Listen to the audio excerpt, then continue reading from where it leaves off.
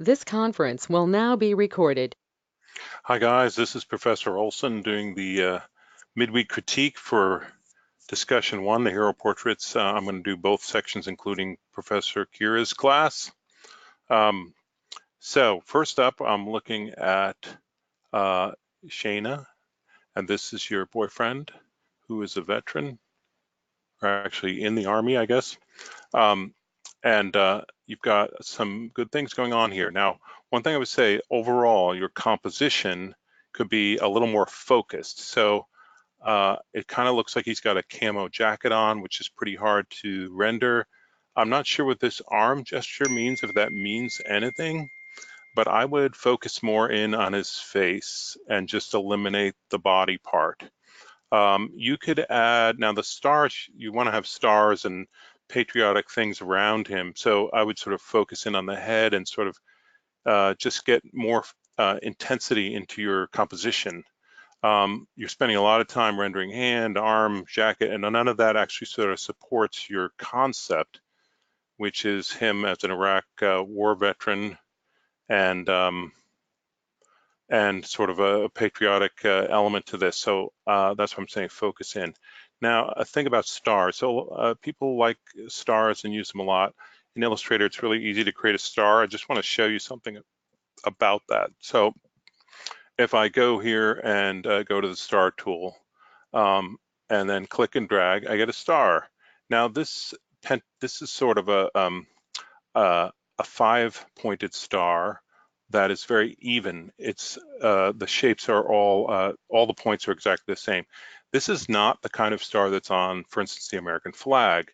If you want that kind of star, you hold down the Option key and drag, and I hope you can see the difference. It's a different kind of star. It's not perfectly symmetrical, but it's got this flat bar across the top, and that's more like the American flag star. So all it is holding down the Option key. Now, the Star tool has a lot more going to it as well. So if you Option click with the Star tool, you get this Options dialog box where you could change the number of points, right? I could create 10 points. You can change the radius 1 and radius 2. Radius 1 is the outside where the points end up, these points. Radius 2 is the inside points. So if I change this to, like, say 20 and this to 150, I get something like that. So that gives you a lot of control of the different kinds of stars that you can create using that same star tool. It's pretty easy. So just remember, hold down the Option key and you get this kind of star. And I wish I knew what the name of that kind of star was, but it's not the same as the American flag star. This is a symmetrical star. And then you have all those options. So uh, the face is pretty well rendered. It looks like you have the right number of grays. There's probably more detail you could add in there. And that's what I'm saying. If you focus in on his face and then add some background elements with a little more intensity, you might be better off because rendering a camo jacket is challenging. So next up, Jessica, you did your sister.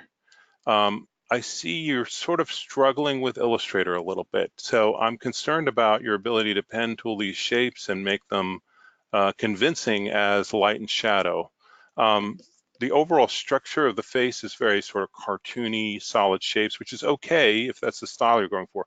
But then these shadows would not be like this. Right now, it almost looks like makeup or something. Look at, if you're using a photo reference, look at your photo reference and see where the light and shadow falls, and then pen tool out deliberate shapes that represent those shadows. The nose, for instance, this looks like it's lit from the right side. There probably wouldn't be a shadow all the way down the bridge of the nose. Underneath the nose would have some shadow.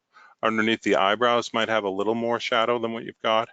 The left side of the face would have some shadow around the chin. Add some highlight to the hair so it's not just a big black shape. Now, in terms of your composition, make her bigger in the frame. Maybe her head tops out of the circle a little bit. Maybe there's more interesting things to put in the background that relate to her interests or why you're thinking of her as a hero. And I know you're excited about getting into color, but I want you to sort of build a great sort of coloring book for yourself first with some interesting ideas there. If you go to the design at FS and you go here where it says software, go to Illustrator. There is a little video here from, oops, that's not the one. From, let's see, Jeff did a good one about using the smoothing tool. Wait a minute. Hold on. Illustrator. There we go.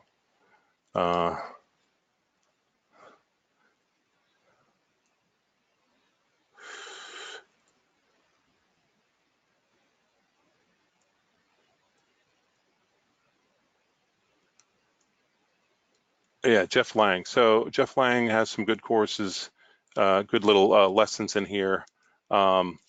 Look for the ones about smoothing out shapes, how to use the pen tool, because what I see in your work is some lack of skill or something going on. So you just got to work on that a little bit.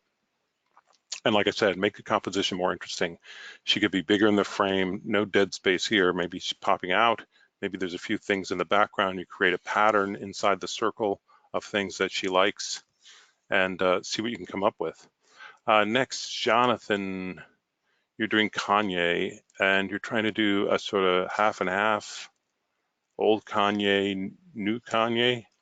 I'm not really getting that half and half so much. Right now, it kind of feels like a floating head.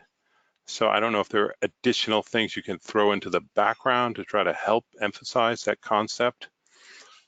His lips are completely undefined. So what I would say, maybe there's a highlight on the lower lip, maybe take your dark gray and put a little bit of that on the upper lip. And that might give you a little more definition there. And then a composition with right and left. Mark, you're doing David Avedon. This looks very much like sort of like an image trace of a photo. There isn't really sort of a composition for this that works for a shirt. Consider how you would finish off this without having just cropped at the bottom. What other elements or what stylistic things you're going to do to create really more of a concept for this. These shadow shapes that have all this, it looks like the fjords of Norway. I would try to blend that down, simplify it, create more intentional shapes that look like you created them and not automatic. His hair could be simplified a lot and just really create a few highlights to show that there's some dimension there. And then probably crop it in. You don't have to do the shoulders, but then add additional elements that relate to him so that it becomes more of a concept and not just a straight translation of a photo. All right, Christopher, you are doing Jim Lee, and you are also doing a half and half. This half and half is a little more dramatic. You've got this light gray, and then this is your dark gray, and then you have this dark gray and this dark gray. You have way too many grays. You're gonna have to simplify this down a bit. At the same time, you could probably render some little more details in the face, simplify the teeth a bit. I wouldn't try to articulate each tooth necessarily, maybe just an implied little part. And then this bottom area seems very confusing. I see the paintbrushes, so I understand that's the artistic side. This is Batman's complex suit. So you got to sort of figure out how it resolves across the bottom. I would maybe crop it in along this line here. But check your grays, because if you don't have the right number of grays going into the coloring part of the assignment, coloring task is really difficult. All right, Travis, you're doing your children, which is a sweet picture. You've got this dark gray, this light gray, it looks correct. In your case, I would sort of simplify some of these shapes and be more intentional with them. Now, you've got these teeth super articulated with a highlight and a midtone. They're like really well done for light and shadow, but maybe you don't want that much detail on the teeth. This little highlight here doesn't make sense. I would pull away from the photo and just start to clean up the overall shapes. You're creating also a consistent sort of visual language throughout. So his hair is articulated a certain way and hers is a different way. You got to sort of figure out hair. One of the things with hair is if you create a massive shape for the midtone, you can just do a few lines to sort of create a bit of highlight, and it sort of implies it enough for the rest of the illustration. I do like the composition and the circles and bubbles, and the photo's a great reference, so it looks fun.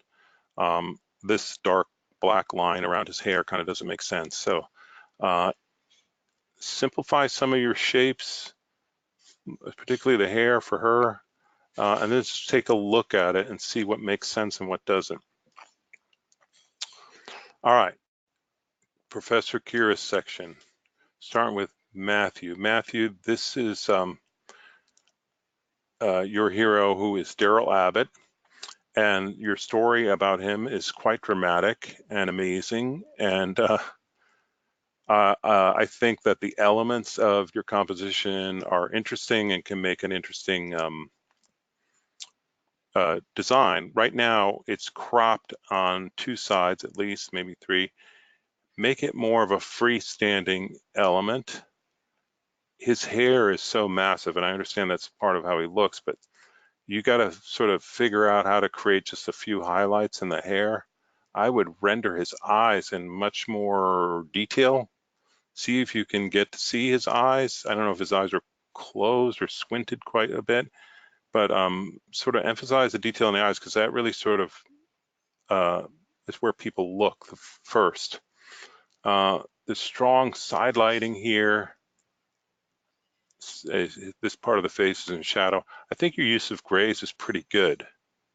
But composition-wise, what could you do? Could you put a containing shape around him and add the type at the top and then have a pattern of these guitars, something like that? But right now with this just cropped, it's almost like a tombstone, but it's not going to look great on a shirt. So consider how you would change that up. All right, Aaron, you did this guy, Chris Do. This really looks like you just sort of auto traced a photo. And right now there is really not any sort of concept to this. So you want to make your own illustration. You want to create something that's very intentional, and you want to add elements or stylistic way of doing it that brings out something about your hero. Right now, there's sort of no holding shape around the highlights, so his head disappears into the background. You could put additional shapes in the background. This, because you sort of took the whole photo, is there a focus on the hand gesture and his face? Maybe crop it in closer. But this will not meet the requirements of the assignment at this time. So you really need to consider what the composition is and work deliberately to create your own shapes to make this your own piece of art. All right, Daisy, you are doing one of your children. It looks like you're still in process here. So this is your daughter.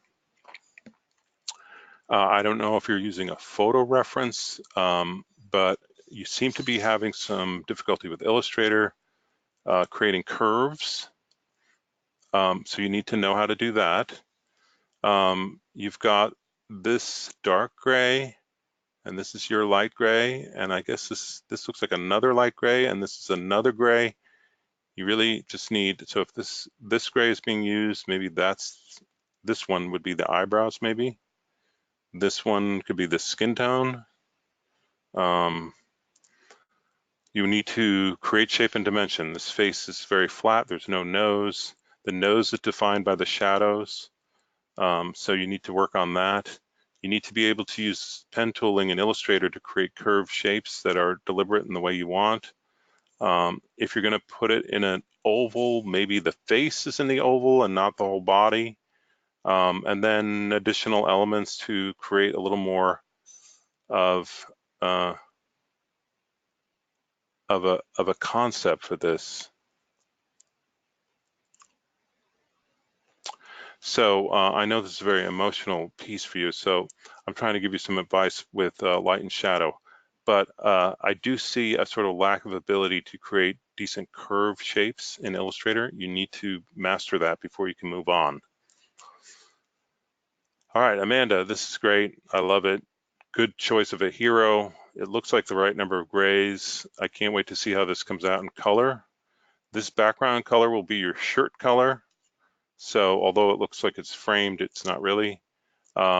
This one works better with the shoulder going into the sign. I think it'll work better as a composition on the shirt. But overall, good job. Maybe a few highlights in her ponytails. Perhaps clean up a few shapes here. Maybe there's a little more detail in her face because it feels pretty flat, but I'm nitpicking because you're done a good job. All right, that's it for the Friday critique. Your next steps: create your color relationships using your grayscale artwork, which has a great concept, and complete your final presentation, your screen separations, all that. I'm looking forward to seeing what you do. Okay, so Veronica, I didn't notice you came in. Do you have work that I looked at or commented on? I don't remember. No, sir. I've literally just realized that it was due last night, so I'm in the middle of working on it right now. All right. Are you in this section with Matthew and Aaron and Daisy, or are you in the other section with me? Who's your teacher? Mr. Give me 1 second.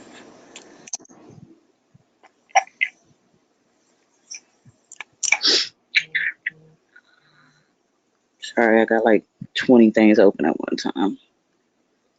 Mr. Peter Olson. That's me. All right, I'm going to pause the recording.